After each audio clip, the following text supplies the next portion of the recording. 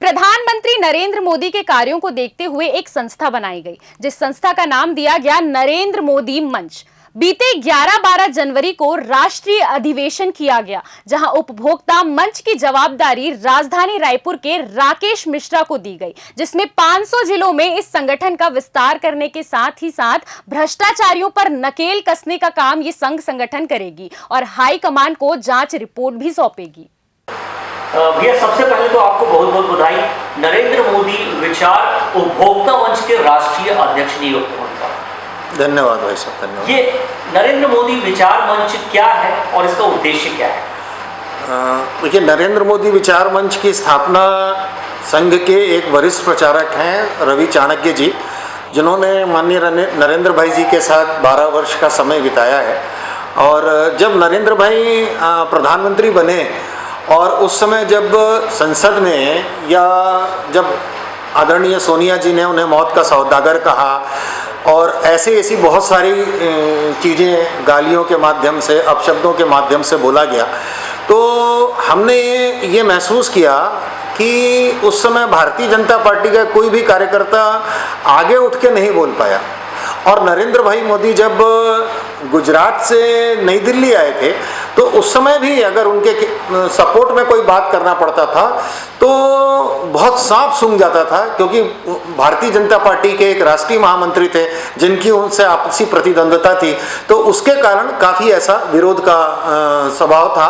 तो गुजरात में लोगों को ये लगा कि हाँ, हमको नरेंद्र भाई को सपोर्ट करना चाहिए और नरेंद्र भाई के अंदर एक हिंदुत्व की बात है और देश को आगे ले जाने की बात है, उनका अपना कोई स्वार्थ नहीं है, तो इसलिए इस संगठन की स्थापना की आवश्यकता हुई। और इस संगठन को बने हुए अभी 21 साल हो गए हैं। जी, तो बीजेपी से भिन्न है या बीजेपी की ही समर्थित पार्टी नहीं है, क्या है? देखिए भाई साहब, ये बीजेपी से भिन्न हम इसको नहीं भी बोल सकते हैं और बोल भी सकते हैं। देखिए, भारतीय जनता पार्टी का एक अपना कैडर है और हमने जो ये देखा है कि हमको ये लगता है कि प्रधानमंत्री बहुत हुए इस देश में, लेकिन नरेंद्र भाई जैसा प्रधानमंत्री अभी तक देश को नहीं मिला।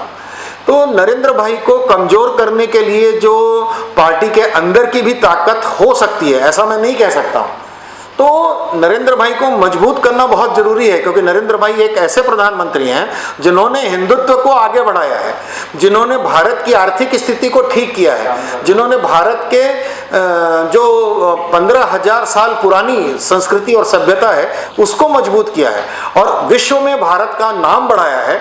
ऐसी स्थिति में नरेंद्र भाई को कोई भी कमज़ोर करे, चाहे वो विपक्षी पार्टी हो, चाहे कैसे भी लोग हों, और हमें उनका विरोध करने की आवश्यकता है। और हमारा एक लाइन का उद्देश्य है कि हाँ, हम नरेंद्र भाई को सपोर्ट कर रहे हैं, इसके अलावा और कुछ नहीं। पूर्व भी नमो नमः करके एक बनी हुई थी संस्था थी, जो अभी भी संचालित हो रही, लेकिन कुछ विशेष प्रभाव नहीं दिख रहा है उसका। देखिए, ऐसे तो बहुत सारे लोग हो सकते हैं जो नरेंद्र भाई का नाम लेके इस तरह का काम करते हैं। हमारे यहाँ हम लोग किसी तरह का कोई भी मेंबरशिप नहीं लेते हैं, किसी भी तरह का कोई चंदा नहीं लेते हैं, ना हमारा कोई अकाउंट है, ना हमारा इस तरह का कोई कार्यक्रम होता है जिसमें हम लोगों से पैसा लेते हैं। हम लोग अपने तरह से कार्य करते हैं और हमारे कुछ लोग मिलकर इस कार्य को चला रहे हैं। पूरे देश में हमारा कार्यक्रम चल रहा है। महाराष्ट्र के चुनाव में और हरियाणा के चुनाव में हमारे लोगों ने बहुत काम किया और नरेंद्र भाई के लिए बहुत मेहनत किया है, और जिसका परिणाम आपके सामने है। जी, 11-12 तारीख को सोमनाथ महाराष्ट्र में एक अधिवेशन हुआ था, प्रतिनिधि सभा की बैठक हुई थी, क्या निर्णय लिया गया? देखिए, प्रतिनिधि सभा की बैठक में ये तो एक मतलब पूरे देश के से राष्ट्रीय पदाधिकारी, राष्ट्रीय महामंत्री, राष्ट्रीय संगठन मंत्री और प्रदेशों के अध्यक्ष आए थे, और जो 28 अनुषंगिक संगठन हैं उनके भी राष्ट्रीय अध्यक्ष आए थे। तो उसमें कुछ फेरबदल किया गया है, और फेरबदल करके ये जरूर देखा गया है कि जो भ्रष्टाचार करने वाले लोग हैं उनके खिलाफ कार्रवाई करने की आवश्यकता है, महिलाओं को सेफ करने की आवश्यकता है, इसके अलावा स्वच्छ पानी पहुंचाने की आवश्यकता है, देश के लोगों को सेना के समर्पण को समझने की आवश्यकता है, और जो देश के अंदर रहते हुए, देश का नमक खाते हुए देश के बाहर जाके देश की बुराई करते हैं, उनका विरोध करने की आवश्यकता है।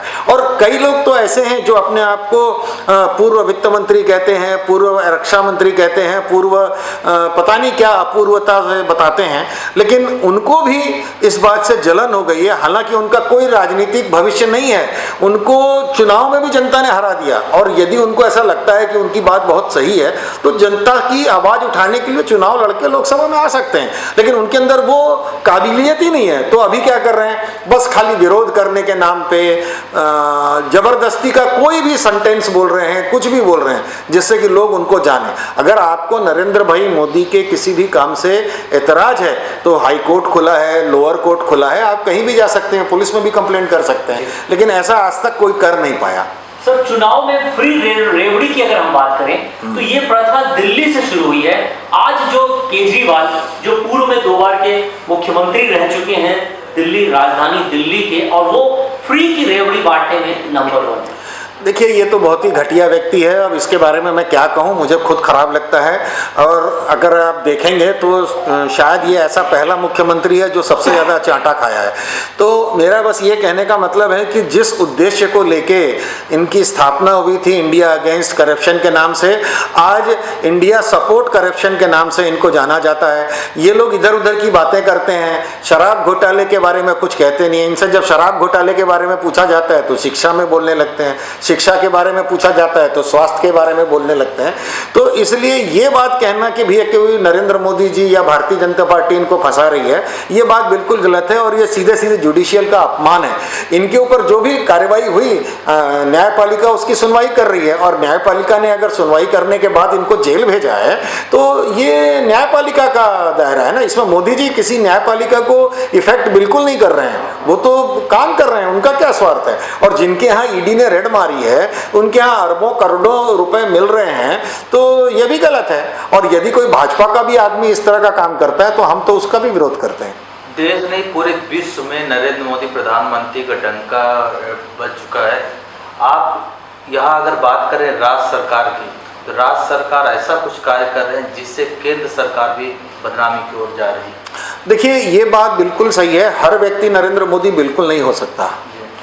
और अभी जैसे अगर अपन छत्तीसगढ़ के परिप्रेक्ष्य में बात करते हैं तो छत्तीसगढ़ में ऐसे ऐसे मंत्री बन गए हैं, इवन मुख्यमंत्री जी को भी लेके, कि जो लोग त्वरित निर्णय नहीं ले रहे हैं, जनता के हित में निर्णय नहीं ले रहे हैं, और जो निर्णय ले रहे हैं वो कुछ ऐसे निर्णय हैं जिस पर लोगों को मौका मिल रहा है। कानून व्यवस्था की जो स्थिति है वो भी थोड़ा गंभीरता से लेने की आवश्यकता है। और जो पुराने कार्यकर्ता हैं, चाहे वो बीजेपी के हैं, चाहे वो राष्ट्रीय स्वयंसेवक संघ के हैं, वो कहीं ना कहीं उपेक्षित भी हो रहे हैं। तो हमें ऐसा लगता है कि एक संगठन के बीच में प्रशिक्षण कार्यशाला आयोजित होना बहुत जरूरी है। और यदि प्रशिक्षण कार्यशाला आयोजित नहीं होती है तो इसका मतलब यह है कि कोई भी व्यक्ति अगर बीजेपी में आ रहा है या कोई भी व्यक्ति संघ का स्वयंसेवक बनना चाहता है तो उसे संघ शिक्षा वर्ग के माध्यम से ही आना चाहिए, नहीं तो उसे कोई जिम्मेदारी वाला काम नहीं देना चाहिए। और जिसकी शिक्षा दीक्षा सही तरीके से नहीं है, जिसके अंदर राष्ट्र प्रेम की भावना सही तरीके से नहीं है, कोई कलेक्टर कमिश्नर या कोई भी पदाधिकारी बना हुआ व्यक्ति है और अगर सीधे आके मंत्रालय में बैठ जाता है तो निश्चित रूप से गलती होने की संभावना हो सकती है। 2026 तक नक्सलवाद को पूरी तरह जड़ से खत्म कर देने का विचार बना रही सरकार पर, लेकिन दूसरी तरफ लगातार जवान शहीद हो रहे हैं। क्या जवानों को उस प्रकार की सुविधा सरकार मुहैया नहीं करा पा रही जिसके नक्सलियों को ब्लास्ट से गाड़ी उड़ जा रही है, और ये शहीद जो हो चुके हैं हमारे जवान, उनको इतना ज़्यादा, उनके परिवार को इतना ज़्यादा क्षति पहुँच रही है? देखिए, इस बारे में मेरा तो ऐसा सोचना है कि जो जवानों की शहीदी हो रही है और जो जवान मारे जा रहे हैं वो कहीं ना कहीं राष्ट्र के हित में अपनी जान को दे रहे हैं। तो उनके परिवार की सुरक्षा करने का जिम्मेदारी सीधे सरकार की है, चाहे वो राज्य सरकार हो चाहे वो केंद्र सरकार हो। दूसरी बात ये है कि कहीं ना कहीं कोई ना कोई लूप होल हमारे अंदर है, जिससे हमको जो गुप्त रूप से सूचना मिलनी चाहिए वो नहीं मिल पा रही है, जिसके कारण हमारे पुलिस वाले या राजनीतिक व्यक्ति शहीद हो रहे हैं।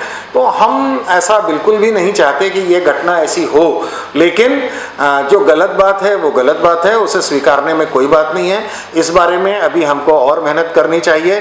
केंद्रीय गृह मंत्री जी आकर गए हैं, लेकिन उन्होंने भी कहा है और एक संकल्प है। अदरवाइज तो ये हम देख रहे हैं कि अगर नक्सली समस्या समाप्त नहीं होगी तो हर साल 15,000 करोड़ रुपए राज्य सरकार को मिलते रहेंगे। तो कभी ना कभी तो इसका अंत होना चाहिए ना।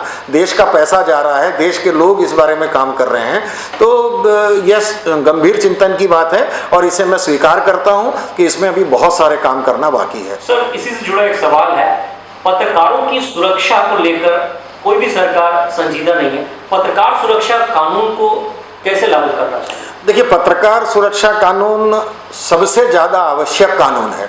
मैं तो इसका व्यक्तिगत रूप से भी और नरेंद्र मोदी विचार मंच की तरफ से भी ये कहूँगा कि जब पत्रकार अपनी जान को जोखिम में डालकर बड़ी बड़ी कवरेज निकालते हैं और गुप्त सूचनाएं भी निकालते हैं, तो इस पर पत्रकारों का संगठन एक बहुत अच्छा बनना चाहिए और लोगों को मिलकर, पत्रकारों को मिलकर ये प्रयास करना चाहिए। हम तो ये भी कहते हैं कि जैसे दूसरे लोगों को आरक्षण मिलता है, पत्रकारों के बच्चों को स्कूलों में, प्राइवेट स्कूलों में, सरकारी स्कूलों में शिक्षा में उनको कंसेशन मिलना चाहिए, अस्पताल में कंसेशन मिलना चाहिए, उनकी सुरक्षा का इंतजाम होना चाहिए। ये अगर नहीं है तो लोकतंत्र का कोई मतलब नहीं है। और चौथी जो लोकतंत्र का जो आधार स्तंभ है, इसको कमजोर करने की कोशिश हो रही है। और जब तक पत्रकार सुरक्षित नहीं होगा, आम आदमी सुरक्षित नहीं होगा। आम आदमी तो शहर में रहता है, लेकिन पत्रकार अपनी जान को जोखिम में डालकर सूचना एकत्र करता है, जंगल में जाता है, पहाड़ों पर जाता है और आपके लिए सूचनाएं लाता है, जिसको हम रोज शाम को अपने घर में बैठ के देखते हैं टीवी में। तो इसलिए पत्रकारों की सुरक्षा निहायत आवश्यक है। सर, प्रदेश में आपका आगामी विचार मंच किस तरह से काम करेगा, क्या योजना है? देखिए, प्रदेश में कहूँ या पूरे देश में कहूँ, हमारी जो कार्य योजना है 500 जिलों में एक साल के अंदर हम अपने संगठन को लगाएंगे। हमारे जो 28 अनुषांगिक संगठन है, 500 जिलों में 28 जिला अध्यक्ष के लेवल पे हम काम करेंगे। नरेंद्र भाई की योजना को हम लोग जमीनी स्तर पर ले जाएंगे, उस पर कार्य करेंगे। हमारी भारतीय जनता पार्टी के जो सांसद हैं, जो महापौर हैं, जो विधायक हैं और जो पार्षद हैं, उनके कार्यों का भी हम मूल्यांकन करेंगे और जो अच्छा कार्य कर रहा है हम उसकी सूचना अपने संगठन के माध्यम से हायर लेवल पर भी लेके जाएंगे। और कोशिश ये रहेगी कि नरेंद्र भाई की जो योजना है उसमें हम निस्वार्थ भाव से देश प्रेम की भावना को रखते हुए भारत माता को उसके शिखर पर पहुंचाने के लिए, उसके ओजस्विता को पहुंचाने के लिए, भारत को विश्व गुरु में पहुंचाने के लिए नरेंद्र भाई का सपोर्ट करना बहुत जरूरी है। क्योंकि वो एकमात्र ऐसा प्रधानमंत्री है जो अपनी छुट्टियां भी सैनिकों के साथ बॉर्डर पे बैठा बनाता है, जिसका अपना कोई परिवार नहीं है, जिसके परिवार के लोग अत्यंत निम्न स्तर पे रहते हैं। तो इसलिए ऐसे राष्ट्रभक्त और व्यक्ति को हमारा समर्थन देना हमारा कर्तव्य है और हमारी राष्ट्रभक्ति भी है। इसीलिए हम जैसे लोग करीब 550 लोग इकट्ठे हुए थे राष्ट्रीय कार्यकारिणी की सदस्य में, उसमें बहुत सारे प्रस्ताव पारित हुए हैं और उसी में मुझे राष्ट्रीय अध्यक्ष की जो जिम्मेदारी मिली है मैं उसको निभाने की कोशिश करूंगा। पूरे भारत में प्रवास करूंगा और नरेंद्र भाई मोदी के नाम से जितनी भी संस्थाएं बन रही हैं, जैसा कि आपने बताया कि उन संस्थाओं के बारे में हम सूचना भी एकत्र करेंगे और कितनी संस्थाएं सही हैं और कौन इसमें गलत काम कर रहा है, हम इसको जरूर देखेंगे। धन्यवाद।